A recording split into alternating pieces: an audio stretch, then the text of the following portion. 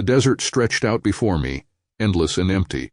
The road was a straight line cutting through the vast nothingness, flanked by nothing but sand and scrub as far as the eye could see. The sun had dipped below the horizon hours ago, leaving only the cold light of the moon to guide me through this God-forsaken place. I had driven through deserts before, but there was something different about this one.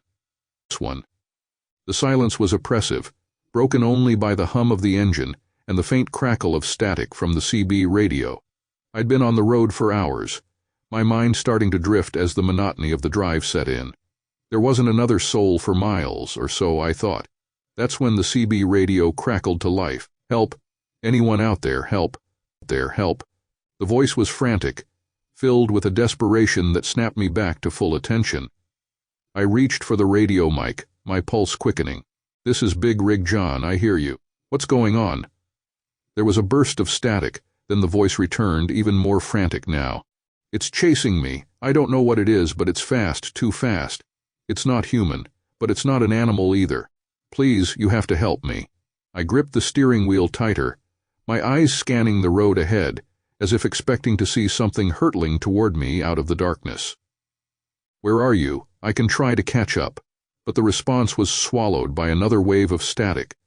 I could barely make out the words, just fragments of a conversation that sounded like a man in absolute terror. "Too close, can't keep up." Then silence. I stared at the CB, waiting for the voice to come back. My heart was pounding now, a deep sense of unease settling into my gut. I'd heard plenty of strange things on the radio over the years, but nothing like this. Nothing that sounded so real. As I drove on, I kept the mic close, trying to raise the other trucker again. "This is Big Rig John. Come in over. I'm here, where are you?" Nothing, just dead air and the faint hiss of static. After what felt like an eternity, I spotted something up ahead, illuminated by my high beams. At first, it looked like just another mirage, a trick of the mind playing off the endless expanse of desert. But as I got closer, I realized it was real, a truck, or what was left of one, sitting on the side of the road. I slowed down as I approached, the headlights revealing the twisted wreckage. The truck had been utterly destroyed. Its doors were torn off, hanging by a thread, and deep, jagged gouges had been ripped into the metal, as if something had clawed its way inside. I pulled over, my hands trembling as I reached for the flashlight in the glove compartment. I stepped out of the cab, the cold night air hitting me like a wall. The silence was deafening now, the engine ticking softly as it cooled. I shone the flashlight over the wreckage, the beam shaking slightly in my hand. The cab was empty, no sign of the driver, but the marks on the truck. They weren't like anything I'd ever seen. Long, deep gashes ran across the metal, as if something with claws, something strong, had torn through it like paper. I felt a chill run down my spine, and for a moment I considered getting back in my truck and driving as far away from this place as possible. But the memory of that voice on the radio stopped me. Someone had been in that truck, and whatever had done this was still out there.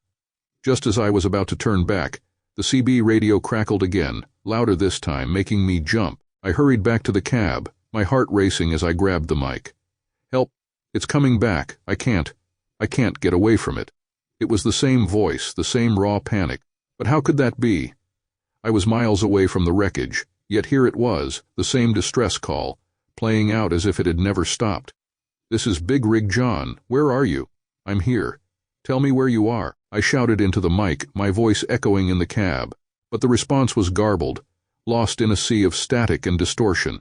I could barely make out the words, but the fear in the man's voice was unmistakable. It was as if he was trapped in some kind of loop, doomed to relive the same nightmare over and over again. I knew then that whatever was out there, whatever had done this, was no ordinary creature, and now it was coming for me. I jumped back into the driver's seat and slammed the door shut, my hands shaking as I turned the key in the ignition. The engine roared to life, and I floored it, the tires kicking up dust and gravel as I sped away from the wreck. The road stretched out before me, endless and empty, but I couldn't shake the feeling that something was behind me, gaining on me with every passing second. I kept glancing in the rearview mirror, half expecting to see some monstrous figure tearing through the darkness, but there was nothing. just the night and the faint outline of the mountains in the distance. But the fear wouldn't let go. It gnawed at me, growing stronger with each mile. I tried the radio again, but all I got was static, the signal fading in and out like a dying breath. That's when I saw it. A shadow flickering in the corner of my eye, just at the edge of the high beams. It was there for only a second, a blur of movement, but it was enough to make my blood run cold. I hit the gas, pushing the truck as fast as it would go. The engine roared in protest, the speedometer climbing. But no matter how fast I went, I couldn't shake the feeling that it was still there, just out of sight, waiting for the right moment to strike. Then the radio crackled to life one last time. "It's here. I can't. Oh God, please." The voice was cut off by a screeching sound, like metal being torn apart, followed by a silence so complete it felt like the world had ended. I drove on, my knuckles white on the steering wheel, my heart pounding so hard I thought it might burst. The desert stretched out before me, but it no longer felt empty. It felt alive, like something was lurking just beneath the surface, watching, waiting. I didn't stop, I didn't look back. I just kept driving, the headlights cutting through the darkness, the fear driving me forward. Hours passed, maybe more. Time lost all meaning. All I knew was that I had to keep going, had to get away from whatever was out there. The sun was just beginning to peek over the horizon when I finally saw it. A small gas station, a beacon of light in the endless desert. I pulled in, the truck shuddering to a stop as I killed the engine.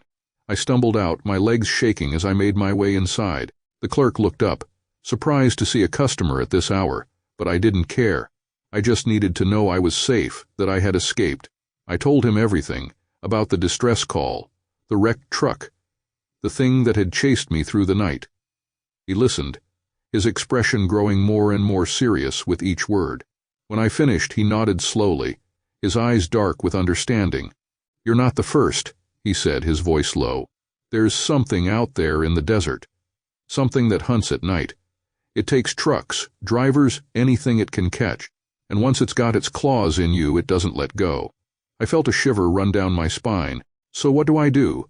The clerk shrugged, looking out at the empty road. "You keep driving. Don't stop, don't look back. It'll come for you again, maybe not tonight, maybe not tomorrow, but it'll come. And when it does, you just keep moving. That's all you can do." I left the gas station with a full tank and a mind full of fear. As I drove back into the desert, the sun climbing higher in the sky, I couldn't shake the feeling that I was being watched. That no matter how far I went, it was still out there, somewhere in the vast emptiness, waiting. The road stretched on, endless and empty, and I knew I would keep driving. Because out here, in the heart of the desert, there was no escape. Only the road, and whatever hunted in the darkness, waiting for the next trucker to fall into its trap.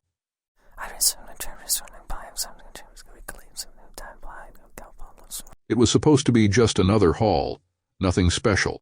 A quick drive across a part of the country I'd never seen before. Drop the cargo and be on my way. I'd done it 1,000 times, trusted my GPS, followed the directions, and let the miles slip by like a blur. But this time, something was different. This time, something went terribly wrong. The day had started off like any other. I picked up my load just outside of Chicago and started the long drive west. The route was new to me, but that wasn't unusual. I'd driven through enough forgotten towns and backroads to know that not every route was on the beaten path. Still, as the miles ticked by, I couldn't shake the feeling that something was off. The GPS chimed as I approached an unfamiliar intersection. "Turn left in 500 feet, it directed, and I hesitated. The road was unmarked, barely more than a gravel path cutting through the dense woods. It didn't seem like the kind of road a truck should be on. But the GPS insisted it was a shortcut that would save me hours. The GPS had gone silent, the screen showing nothing but the winding line of the road I was on, with no intersections or landmarks. That's when I started noticing the strange things. At first it was just an uneasy feeling, a sense of being watched. Then I began to see them, strange symbols carved into the trees lining the road. They were crude, angular marks, some of them fresh, others weathered by time. I didn't recognize them, but they sent a shiver down my spine. A little further on, I passed an abandoned car, its windows shattered, the interior dark and empty. There were no signs of life, no indication of how long it had been there. The road was too narrow to turn around, so I kept driving, my anxiety growing with each passing mile. The road wound deeper into the woods, and the trees pressed in closer, their branches clawing at the sides of the truck. The symbols on the trees became more frequent, more complex, as if they were marking some kind of boundary, an invisible line I had crossed without knowing it. And then I saw the shadows. At first I thought it was just my imagination, tricks of the light, or maybe animals darting through the trees. But as the shadows grew more distinct, I realized they were something else entirely. They flickered at the edges of my vision, just out of sight, but always there, keeping pace with the truck. My pulse quickened, and I gripped the steering wheel tighter. I wanted to turn around, to find a way off this cursed road, but every time I thought about it, something inside me whispered that it was too late. Finally, the truck started to sputter. I glanced at the fuel gauge. It was nearly empty. That didn't make sense. I should have had enough to get me through the night and then some. But the road had drained the tank dry, as if it was feeding off my fuel, sapping the truck's life just as it was sapping my sanity. The truck sputtered one last time and then died, coasting to a stop in the middle of the road. I was stranded. I sat there in the silence, the only sound the steady tick of the cooling engine. My headlights shone weakly into the darkness, barely illuminating the road ahead. The shadows that had been flitting at the edges of my vision now seemed to close in, gathering at the fringes of the light. I grabbed my flashlight from the glove box and stepped out of the truck. The air was thick with the scent of damp earth and decaying leaves. My breath fogged in front of me as I swung the beam of the flashlight around, searching for any sign of help. But there was nothing. No houses, no lights, no signs of civilization, just the endless road stretching out in either direction, disappearing into the darkness. I walked to the front of the truck, trying to figure out what to do. The road was too narrow to turn the truck around, and there was no way I could push it back up the incline I had just driven down. My only option was to keep moving forward, on foot, and hope I found something, anything, that could help me. As I started down the road, the flashlight beam bobbing in front of me, I heard it, a low whispering sound, like voices carried on the wind. I stopped, my heart pounding in my chest, and listened. The whispers grew louder, more insistent, but I couldn't make out the words. I kept walking, faster now, trying to outrun the whispers, but they followed me, growing louder with each step, until they were a cacophony in my ears, drowning out my thoughts. And then I saw it, a house just off the road, hidden among the trees. Its windows were dark, the door hanging open, as if it had been abandoned in a hurry. The whispers grew louder as I approached, coming from the house now, pulling me toward it. I knew I shouldn't go inside. Every instinct screamed at me to turn back, to get away from this place. But the whispers were inside my head now, urging me forward, promising answers, promising safety. I stepped through the doorway, the floorboards creaking under my weight. The air inside was cold, damp and thick with the scent of mildew. The whispers echoed through the empty rooms, surrounding me, guiding me deeper into the house. I found myself in a small, dimly lit room at the back of the house. A single flickering candle sat on a table in the center of the room, casting long, dancing shadows on the walls. The whispers were louder here, almost deafening, and then the shadows moved. They peeled away from the walls, taking form, solidifying into figures. They were human, or had been once, but now they were twisted, distorted by whatever force had trapped them here. I backed away, but there was nowhere to go. The shadows closed in, their whispers turning to anguished cries, their hands reaching out for me. I tried to scream, but the sound died in my throat as they enveloped me, their cold, clammy hands pulling me down into the darkness. The last thing I saw was the flickering candle. The flame snuffed out as the shadows consumed me. When I woke up, I was back in the truck, the engine idling quietly. The road ahead was clear, the trees no longer closing in, the shadows gone. But the fuel gauge was still empty, and the GPS still showed the same unmarked road, leading deeper into the unknown. I didn't question it. I put the truck in gear and started driving, following the road wherever it led, knowing there was no escape. Because I wasn't the first to be lured here, and I wouldn't be the last. The road takes what it wants, and it never lets you go.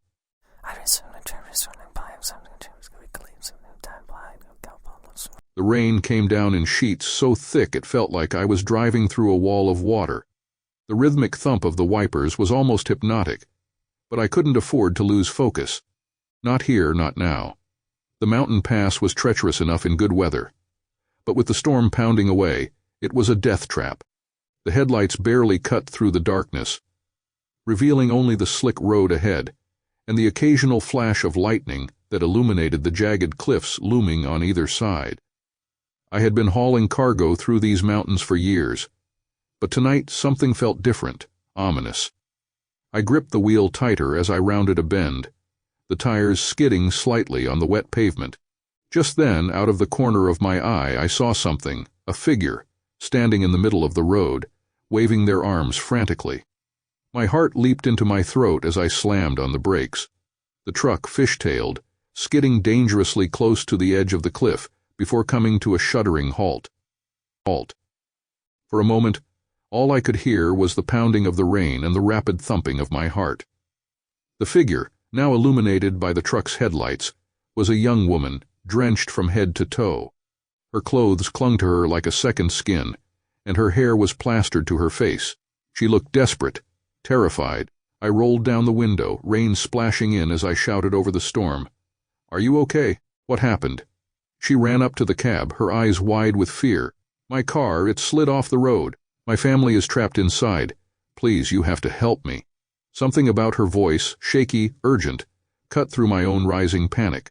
Without a second thought, I threw the truck into park and grabbed my flashlight. "Show me where," I said, jumping down from the cab. She took off down the road, and I followed, the beam of my flashlight bouncing wildly with each step.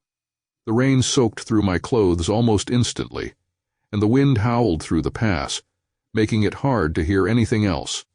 We ran for what felt like miles, the road winding ever deeper into the mountains. Finally she stopped, pointing to a spot where the guardrail had been smashed through, leaving a gaping hole. "Down there," she screamed over the storm. I shone the flashlight down into the darkness, but all I could see was the steep drop-off into the abyss below. My stomach churned. "Are you sure this is the right spot?" "Yes, please, we have to hurry." Her voice broke, and I could see the tears streaming down her face, mixing with the rain. I hesitated, a cold dread creeping up my spine. Something about this felt wrong, but I couldn't just leave her here. I had to at least try to help.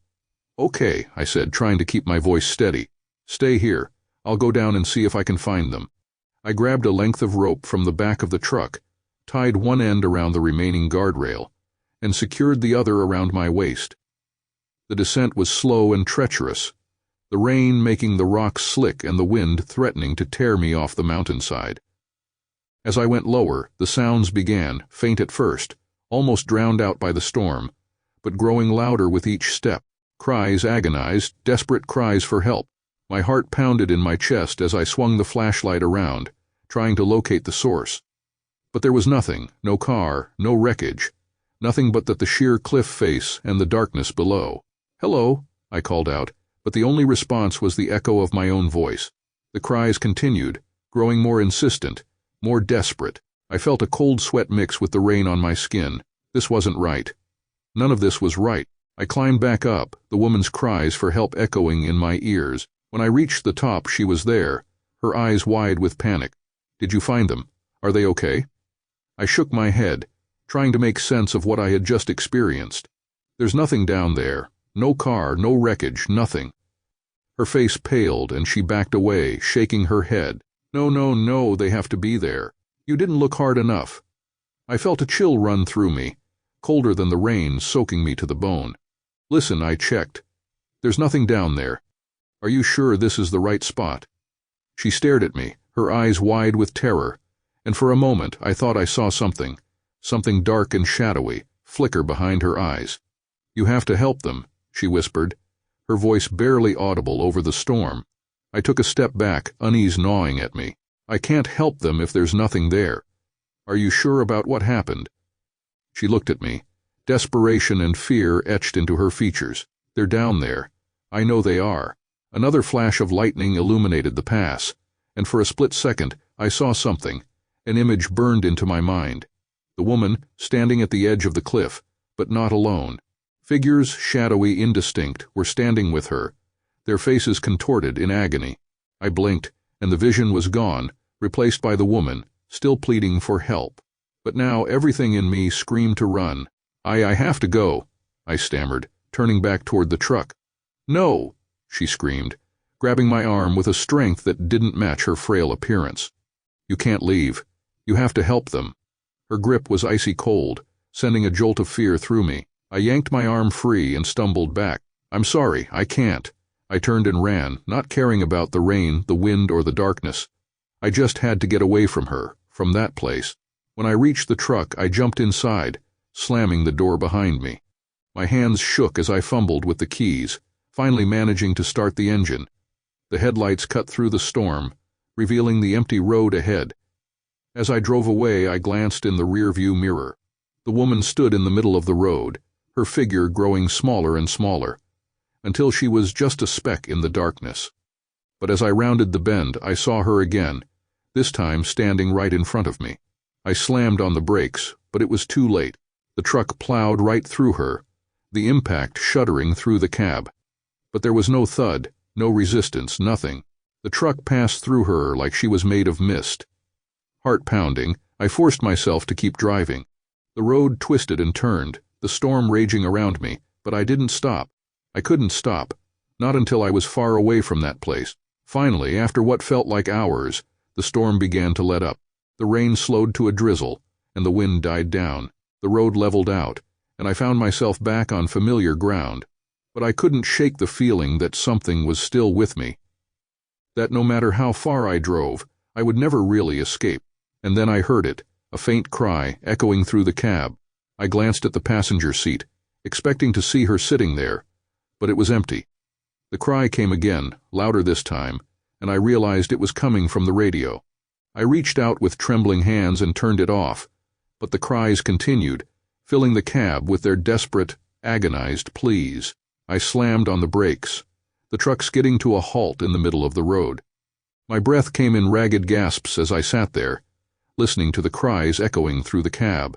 And then, as suddenly as they started, they stopped. I sat there in the silence, my heart pounding in my chest. I didn't know how long I stayed there, but eventually, I forced myself to start the truck again and keep driving. I never told anyone about what happened that night. I never took that mountain pass again, no matter how much time it saved.